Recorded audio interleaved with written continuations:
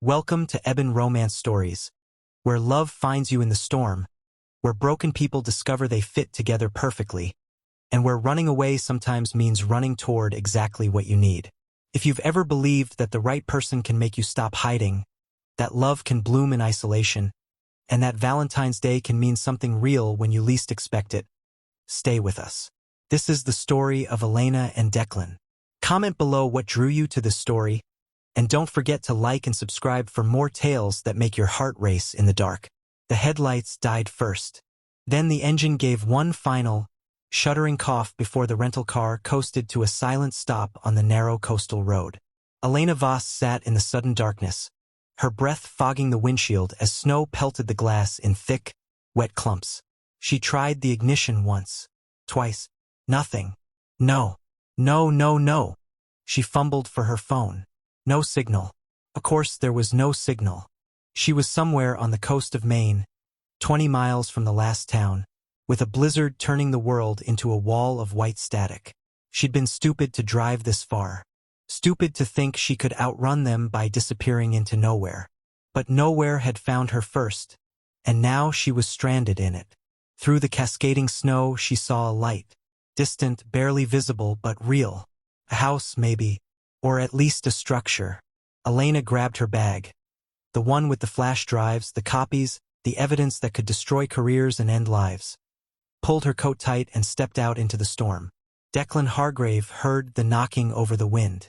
He stood in his workshop, hands still wet with varnish, and listened. 3 sharp raps against wood. Then again. Insistent. Desperate. He set down his brush and crossed the space slowly, tension coiling in his shoulders. No one came out here. Not in winter. Not in storms. Not unless they were lost or running. When he opened the door, he found a woman.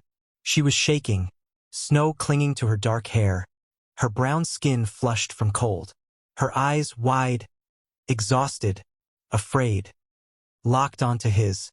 "My car died," she said through chattering teeth. "I just need to use your phone. Please." Declan didn't move.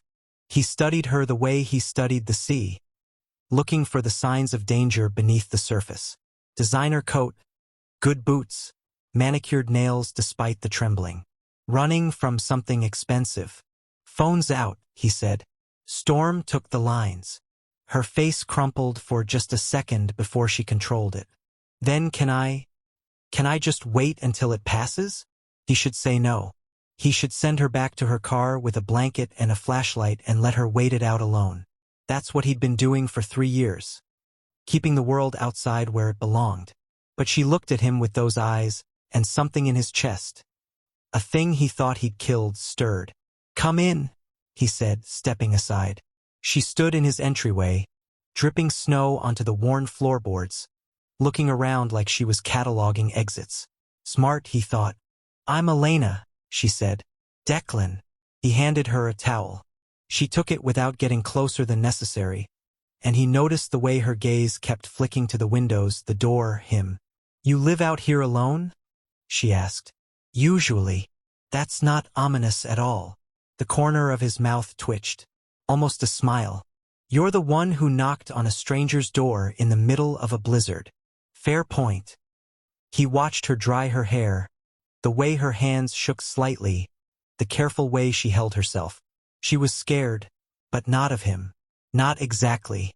She was scared of something else, and he recognized that brand of fear because he'd worn it himself. "Coffee?" he offered. She hesitated, then nodded. "Please." They sat at his kitchen table, the silence between them heavy with unasked questions. The storm howled outside, rattling the windows, sealing them in. Elena wrapped her hands around the mug he'd given her, and he watched her breathe in the steam, watched her shoulders slowly lower. "Thank you," she said quietly. "I know this is strange. Strange is relative." She looked up at him then, really looked, and he felt the weight of her assessment. He knew what she saw. A man in his 30s, tall, broad-shouldered, dark hair too long, beard untrimmed, eyes that had seen things he'd rather forget. He looked like someone who belonged to the wilderness, who'd chosen it over people. "What brings you out here?" he asked. "Middle of February." Middle of nowhere. I needed space. From. Her jaw tightened. Everything. He understood that. He'd built an entire life around that same need. You'll have to stay the night, he said. Storm's not letting up until morning. Maybe longer. Panic flickered across her face. I can't. You can sleep in the guest room. Door locks from the inside. I'll stay down here. He stood, giving her space. But you're not going back out in that. She stared at him for a long moment, weighing her options, weighing him. Finally, she nodded. The guest room was small but clean. A bed with thick quilts, a window that looked out onto nothing but white, a door with a lock that clicked solidly into place. Elena sat on the edge of the bed and let herself shake. She'd run. She'd actually run. 3 days ago, she'd discovered the discrepancies in the accounts. Millions moving through shell companies, names she recognized from the news, from federal investigations. Her boss, Senator Richard Calloway, wasn't just dirty. He was drowning in it. And she'd made the mistake of being thorough, of documenting everything, of not looking the other way like everyone else did. She'd made copies, sent encrypted files to herself, and then she'd disappeared before anyone could stop her. But they'd try. She knew they'd try. Men like Calloway didn't let loose ends walk away. She just hadn't expected to end up here, stranded with a stranger who looked at her like he could see straight through her careful lies. She lay back on the bed and listened to the storm, to the creaking of the old house, to the footsteps below that eventually went silent. She woke to morning light and the smell of bacon. Elena unlocked the door and ventured downstairs. Declan stood at the stove, focused, moving with the efficient grace of someone who'd learned to take care of himself. Morning, he said without turning. Morning. He plated eggs and bacon, set one in front of her at the table. Roads won't be clear for another day at least. Plow doesn't come out this far until the main routes are done. Her stomach dropped. Another day? Unless you want to walk 20 miles in 3 feet of snow. She sat down, trapped. I don't suppose you have internet? Satellites down. Storm. Of course it was. She ate in silence, hyper-aware of him across from her, of the way he moved, the way he watched her when he thought she wasn't looking. Why do you live out here? She asked finally. Same reason you're running. Her fork froze halfway to her mouth. I'm not. You are. His eyes met hers, dark blue and unflinching. I don't need to know from what. But don't lie to me under my roof. She set down her fork, anger and fear tangling in her chest. You don't know anything about me. I know you're afraid. I know you're alone. I know you're trying to decide if I'm more dangerous than whoever you're running from. And am I right to wonder? He leaned back in his chair, and for the first time, she saw something raw in his expression. I don't hurt people anymore. That's why I'm here. The silence that followed was different, heavier. Coast Guard, he said quietly. Search and rescue. I saved some people, lost more. It broke something in me. She didn't know what to say to that, so she said nothing. After a moment, he stood. I've got work in the shop. You're welcome to the house. Books in the living room. Food in the kitchen. Just don't go through my things. I won't. He nodded and left her there, alone with her thoughts and the weight of his confession. Elena spent the morning exploring the house carefully, respectfully. She found books on boat building, navigation, maritime history. She found a living room with a stone fireplace and windows that looked out onto the ocean when the snow cleared enough to see it. She found photographs on a mantel, a younger Declan in uniform, smiling with a crew, all of them vital and alive. She found a framed letter from the Coast Guard commandant, expressing condolences for the loss of his entire team during a rescue operation gone wrong. Her chest tightened. She understood running now, understood why he'd built this fortress of solitude. Around noon, he came back inside, snow dusting his shoulders, and found her reading by the fire. You hungry? He asked. I can make something. You don't have to. I'm making lunch anyway. She followed him to the kitchen and watched him work. He moved with a quiet confidence, no wasted motion, and she found herself wondering what those hands had built, what they'd saved, what they'd lost. What were their names? She asked quietly. He stilled, knife hovering over the cutting board. Who? Your crew. He didn't answer for a long moment. Then, Marcus, Jen, Kyle, and Tommy, he was just 22. I'm sorry. Everyone's sorry. His voice was flat. Doesn't bring them back. No, it doesn't. He looked at her then, something shifting in his expression. What are you running from, Elena? She should lie. She should deflect. But something about the way he'd offered his own truth made her want to return it. I found something I wasn't supposed to find. Money laundering, bribery, connections to some very dangerous people. I documented it. And then I ran before they could make sure I stayed quiet permanently. His hands stilled completely now. They know you have it? They will soon, if they don't already. And you came here. I didn't plan to. My car just died. He set down the knife, turned to face her fully. You're putting yourself in danger staying in one place. I know. You should keep moving. I know that too. Neither of them moved. But the storm, she added quietly. Right? The storm. If you're feeling the tension build, if you're wondering what happens when two people running from their pasts collide in the present, comment storm below. And don't forget to subscribe for more dark romance that doesn't shy away from the beautiful mess of broken people finding each other. That afternoon, the power went out. Elena was reading when the lights flickered and died, plunging the house into the gray half-light of storm afternoon. Declan appeared from the workshop within minutes, already carrying firewood. Generators for emergencies only. We'll use the fireplace. They worked together in comfortable silence, building up the fire until it roared, filling the living room with dancing light and warmth. The house creaked around them, intimate and isolated. How long can you stay out here? She asked, settling on the floor near the hearth. If the roads don't clear? Weeks. I'm stocked for winter. He sat across from her, close enough to share the warmth but far enough to maintain distance. I have nowhere to be. That's kind of the point. No family? Not anymore. My parents died when I was 19. Car accident. I've been alone since then. His expression softened slightly. I'm sorry. Everyone's sorry, she said, echoing his words. Doesn't bring them back. The corner of his mouth lifted. Almost a smile. They sat in silence, watching the fire, and Elena felt something unfamiliar. Peace. Or at least the memory of what peace might feel like. Can I ask you something? She said. Go ahead. Do you ever regret it? Hiding out here? He considered the question seriously. Sometimes. Mostly I regret what drove me here. The hiding is just consequence. What if you didn't have to hide anymore? What if you didn't? He countered. She looked at him across the firelight, at the shadows playing across his face, at the intensity in his eyes. I don't know how to not run. I don't know how to not be alone. Maybe, she said softly, we're both doing it wrong. He didn't answer, but he moved closer, closing half the distance between them, and she felt her pulse quicken. Elena. Yeah. When the road's clear, you should go. Keep running. Don't stop until you're somewhere safe. Is that what you want? His jaw tightened. It's what's smart.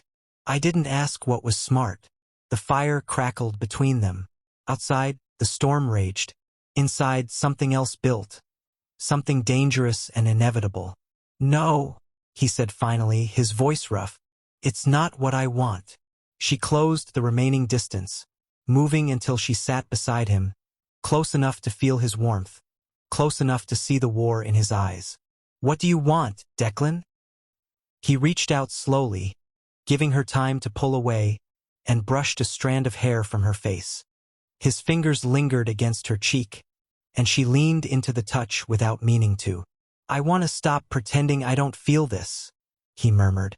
Feel what? Like I've been waiting for you. Her breath caught. You don't even know me. I know you're brave. I know you're running from people who scare you, but you're not running scared. I know you look at me like I'm not broken beyond repair. You're not broken. I am. His thumb traced her jawline. But maybe broken and broken fit together better than broken and whole. She turned her face into his palm, pressed her lips against his skin.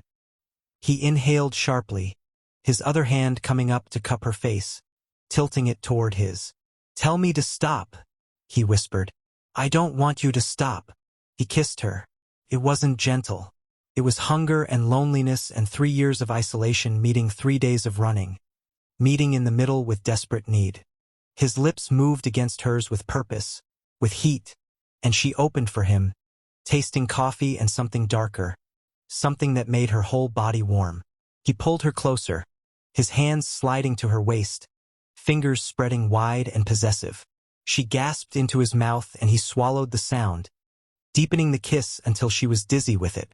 When they broke apart, both breathing hard, he rested his forehead against hers. "This is a bad idea," he said. "Terrible," she agreed. "You're leaving as soon as the road's clear." "Probably. And I don't do this. I don't let people in." "Neither do I." He kissed her again, softer this time, and she felt something shift in her chest, something that felt dangerously like hope. They spent the rest of the afternoon tangled together by the fire, talking in low voices, kissing when words ran out, learning the shape of each other in the flickering light. He told her about the rescue that went wrong, about the way the sea had swallowed his crew while he could only watch, about the nightmares that still came. She told him about discovering the money trail, about the fear that had driven her from DC, about the flash drives hidden in her bag that could destroy powerful people. "You're braver than you think," he said, his fingers tracing patterns on her arm. "You're less broken than you believe," she countered. As evening fell, they made dinner together, moving around the kitchen in easy synchronization. He cooked, she chopped, and they built something that felt alarmingly domestic. "Tomorrow's Valentine's Day," she said suddenly. He paused. "Is it? You didn't know?" "I stopped keeping track of holidays 3 years ago." She smiled sadly. "I've never had anyone to celebrate it with anyway." He set down his knife and turned to her, something intense in his expression. "Elena." "Yeah. Stay for Valentine's. Then decide about leaving." Her heart stuttered. "Declan, one more day. Let me give you one day that's not about running or hiding. Just one day." She should say no. She should say the roads might be clear, that she needed to keep moving, that staying was dangerous for both of them. Instead, she nodded. "Okay. One day." That night, she lay in the guest room, door unlocked this time, and listened to the house settling around her. She heard his footsteps in the hall, heard them pause outside her door. She held her breath, waiting. The footsteps moved on. She closed her eyes, surprised by her disappointment. Then her door opened quietly, and she turned to find him silhouetted in the doorway. "Can't sleep?" she asked softly. "I keep thinking about you in here, alone." "I'm fine. I know. But I'm not." He stayed in the doorway, not crossing the threshold. "Tell me to leave and I will." She pulled back the covers. "Don't leave." He closed the door behind him and crossed to the bed. He didn't rush, didn't grab. He lay down beside her on top of the covers, fully clothed, and pulled her against his chest. She melted into him, into his warmth, into the solid reality of his arms around her. "Just this," he murmured against her hair. "Just let me hold you." "Okay." They lay like that, breathing in sync, and she felt safer than she had in months. Maybe years. "Declan, thank you for letting me in." His arms tightened around her. "Thank you for knocking."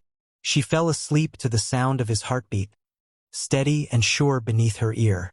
She woke to his lips on her shoulder. Morning light filtered through the window, soft and gray, and his body was curved around hers from behind, warm and solid.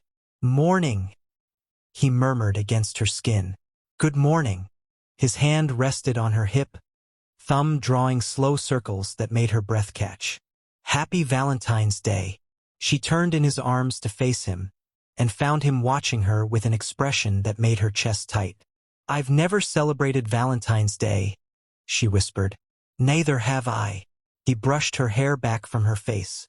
"Want to start now?" She nodded and he kissed her. Slow, deep, thorough. His hands slid under her shirt.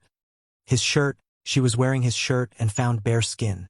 She gasped into his mouth as his palms moved up her sides, reverent and hungry at once. Is this okay? He asked against her lips. More than okay. He rolled her onto her back, settling his weight carefully over her, and she welcomed it, arching up into him. His thigh pressed between hers and they both groaned at the contact. Elena. His voice was wrecked. Tell me to stop if. Don't stop. Please don't stop. He kissed down her neck, across her collarbone, his hands exploring every curve, every dip. When he pushed her shirt up and his mouth found her breast, she had to bite her lip to keep from crying out. He took his time, worshipping every inch of exposed skin, building heat until she was trembling beneath him. Declan. I know. He kissed his way back up her body, settled between her thighs. I know, sweetheart. They undressed each other slowly, carefully, and when there was nothing left between them, he paused. You sure? She pulled him down to her. I've never been more sure of anything. He entered her slowly, giving her time to adjust, and they both stilled at the sensation, at the rightness of it. God, he breathed. You feel perfect, she finished. You feel perfect. They moved together, finding a rhythm that was theirs alone, slow and deep and devastating. His hands never stopped touching her. His lips never stopped tasting her, and she felt worshipped in a way she'd never experienced. When she came, she said his name like a prayer, and he followed her over the edge, burying his face in her neck. Afterward, they lay tangled together, hearts racing, skin to skin. So that's Valentine's Day, she said breathlessly. He laughed, the sound rusty but real. Best one I've ever had. She turned in his arms, traced his jawline with her fingers. What happens now? His expression sobered. I don't know, but I know I don't want this to end. Neither do I. Then stay. Not just today. Stay. Declan, I can't. The people looking for me. We'll figure it out. He cupped her face. I spent 3 years hiding from life. I don't want to hide anymore. Not from this. Not from you. She wanted to believe it could be that simple. But she'd seen what Calloway's people could do. Before she could answer, a sound cut through the morning quiet. Car engine. They both froze. Expecting anyone? She whispered. No. They dressed quickly, adrenaline replacing the soft warmth of moments before. Declan moved to the window, peered out carefully. Black SUV. 2 men getting out. Elena's blood ran cold. They found me. He turned to her, and the expression on his face was pure steel. Get your things. My workshop has a back exit. I'll hold them off. Declan, no. Elena. He gripped her shoulders. I told you, I don't hurt people anymore, but I will protect you. Now move. The knock came at the front door. Hard. Authoritative. She grabbed her bag, her heart hammering, and Declan pulled her into a fierce kiss. Trust me, he whispered. I've got you. Then he pushed her toward the back of the house and went to answer the door. Elena crouched in the workshop, hidden behind stacks of wood, listening to voices from the house. We're looking for a woman, Elena Voss. Her car was found abandoned about a mile from here. Haven't seen anyone. Declan's voice, calm and cold. Mind if we look around? You got a warrant? We don't need a warrant. We're private security, contracted by her employer. She's wanted for theft. Then get the police involved. Until then, you're trespassing. A pause. Then, we can do this the easy way or the hard way. Elena's hands shook. She should run. She should use the back exit and disappear into the woods. But she couldn't make herself move, couldn't leave him to face this alone. She heard a scuffle, a thud, Declan's grunt of pain. She stood, decision made. When she walked back into the house, she found one of the men holding Declan against the wall, the other turning at her entrance. There you are, Ms. Voss. Let him go, she said, voice steady despite her fear. He has nothing to do with this. You're coming with us. Fine. But you let him go first. The man holding Declan looked to his partner, who nodded. They released him, and Declan stumbled forward, fury in his eyes. Elena, don't. It's okay, she said softly. She looked at him, trying to memorize every detail. Thank you. For everything. No, he moved toward her, but one of the men blocked his path. Stay down, hero. Elena let them take her arm, let them start walking her toward the door. Then Declan moved. He was fast, faster than men his size should be, and trained. He took down the first man with a precise strike to the throat, disarmed the second before he could react, and had him on the ground in seconds. I said, Declan growled. I don't hurt people anymore, but for you I'll make an exception. Elena stared, heart racing for entirely different reasons now. He zip-tied both men with practiced efficiency, then turned to her. How many more are out there? I don't know. Calloway has resources. Then we can't stay here. He grabbed his phone. A satellite phone she hadn't seen before. I've got a friend. Former Coast Guard. He's FBI now. We're calling in the cavalry. Declan. No more running alone, Elena. We do this together or we don't do it at all. She looked at him. This man who'd been hiding from the world, who'd chosen isolation, who was now choosing her over safety, and felt something break open in her chest. Together, she agreed. If you're screaming at your screen for them to get out safely, if you need to know what happens next, comment together below and subscribe so you never miss a moment of these dark, beautiful love stories. For hours later, they sat in Declan's workshop while FBI agents swarmed the property. Elena had handed over her flash drives. She'd given her statement. And now she watched as Declan talked with his friend, a tall black man named Marcus Carter who kept looking between them with knowing eyes. You're sure about this? Marcus asked quietly. Witness protection might be safer. I'm not hiding anymore, Elena said. And I'm not doing it without him. Marcus sighed. You two are going to be trouble, aren't you? Declan pulled Elena against his side. Probably. Fine. We'll do it your way. But Elena, you're going to have to testify. This is going to take months. I know. And you, he turned to Declan. You're really ready to come back to the world? Last time I checked, you were done with people. Declan looked down at Elena. I found a reason to change my mind. That evening, after the FBI had left with their prisoners and their evidence, after the sun had set and the house had fallen quiet again, Declan built up the fire and pulled Elena into his arms on the couch. So, she said, Valentine's Day didn't go quite as planned. We're alive. We're together. I'd say it went better than expected. She laughed, the sound light and real. When did you become an optimist? About 3 days ago, when a woman knocked on my door in a blizzard. She tilted her face up to his. I'm going to have to stay in Maine. For the trial. For months, probably. I know. I don't have anywhere to go. Yes, you do. He kissed her forehead. You're not going anywhere. You're staying here. With me. Declan. Unless you don't want to. Unless this was just.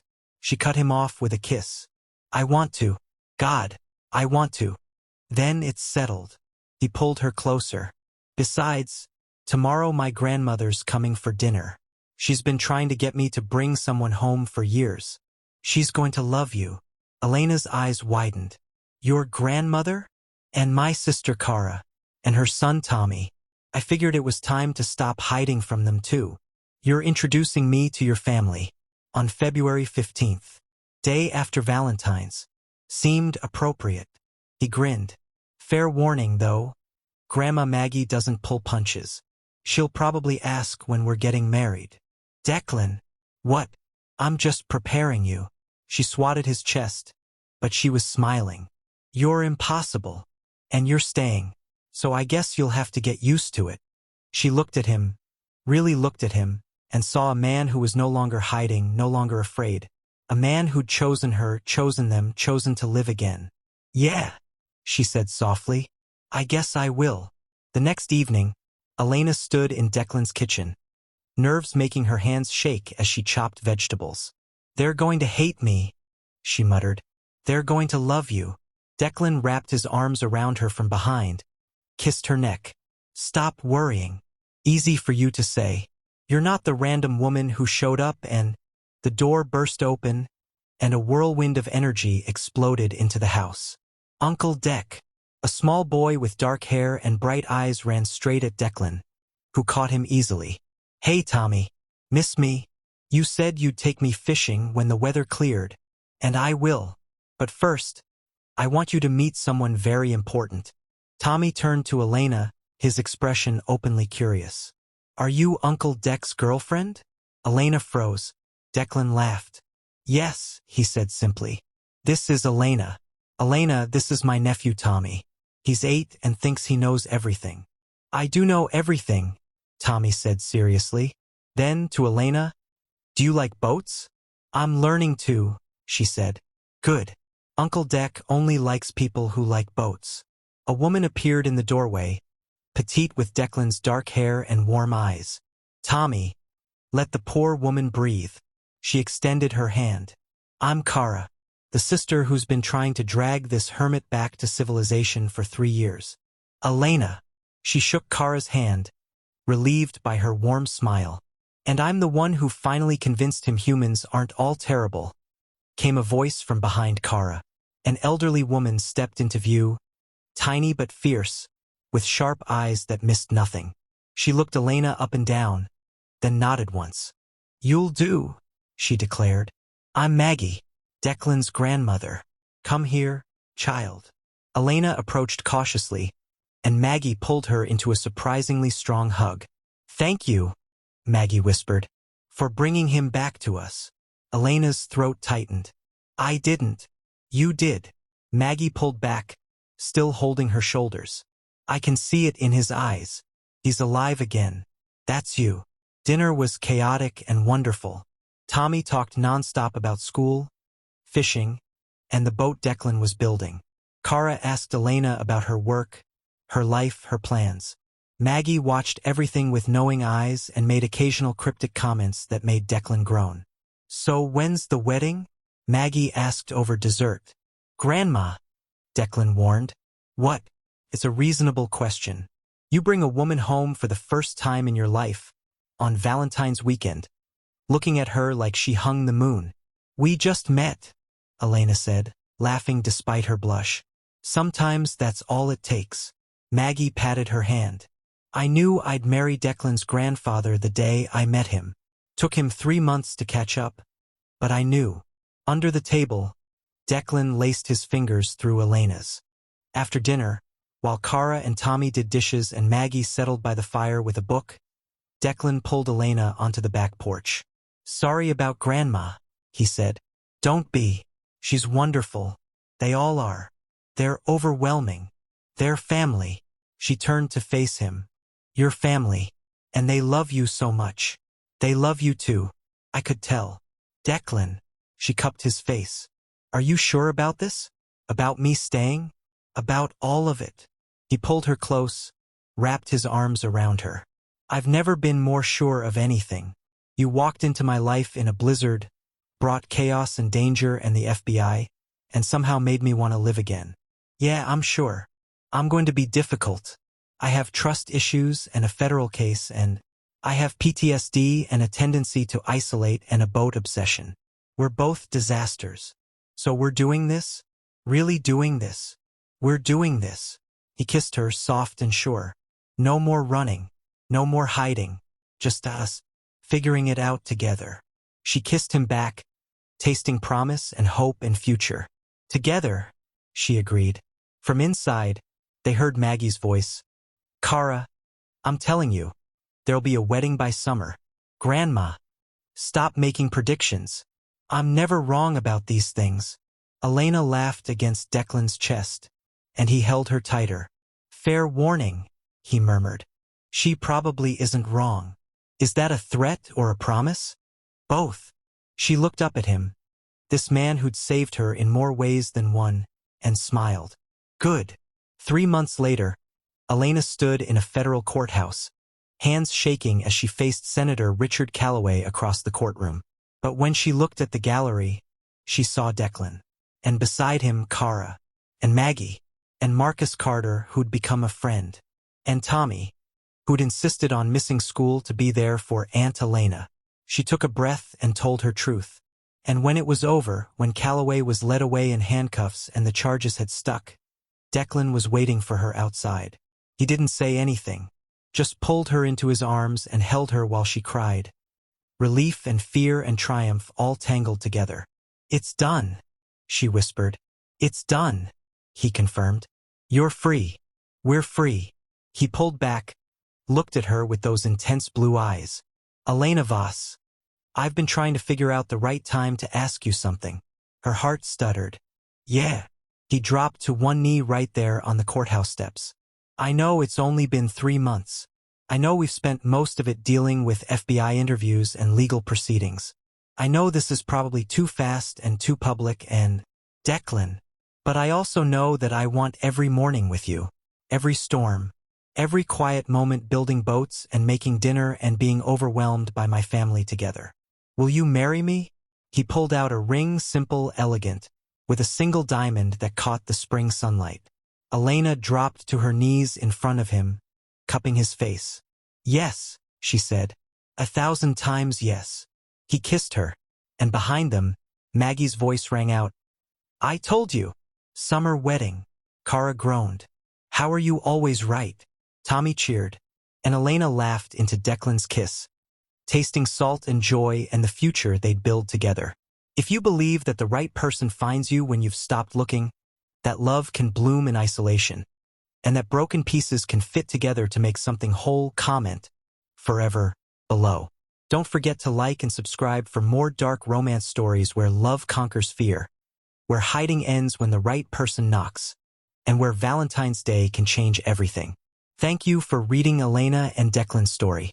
What moment made your heart race? Tell us in the comments. 1 year later, the workshop smelled of varnish and salt air. Elena stood in the doorway, watching Declan put finishing touches on the boat he'd been building for the past year. "She's beautiful," Elena said. He looked up, smiled. "She's ready. Want to help me launch her tomorrow. What are you going to name her?" He stood, crossed to her, pulled her into his arms. His hand rested on the swell of her belly, where their daughter grew. "I thought I'd name her Elena, after the woman who knocked on my door in a blizzard and changed everything." She felt tears prick her eyes. "Declan, too sentimental?" "Perfect. It's perfect." He kissed her, soft and lingering, then knelt and pressed his lips to her belly. "And you, little one, are going to love boats as much as your dad. It's non-negotiable." "She's going to be brilliant and stubborn like her mother," Elena countered. "God help me," he said, but he was grinning. From the house, they heard voices. Kara and Tommy arriving for Sunday dinner. Maggie already bossing everyone around in the kitchen. "Ready?" Declan asked. Elena laced her fingers through his. "Always." They walked back to the house together, to the noise and chaos and love that had become their life. And Elena thought about that night a year ago, when her car had died in a blizzard, when she'd knocked on a stranger's door. She'd been running from danger. She'd found home instead. Thank you for joining us on this journey. Subscribe to Dark Hearts and Coastal Souls for more stories where love finds you in the storm, where broken becomes whole, and where forever starts with a knock on the door. Comment your favorite moment below, and we'll see you in the next story.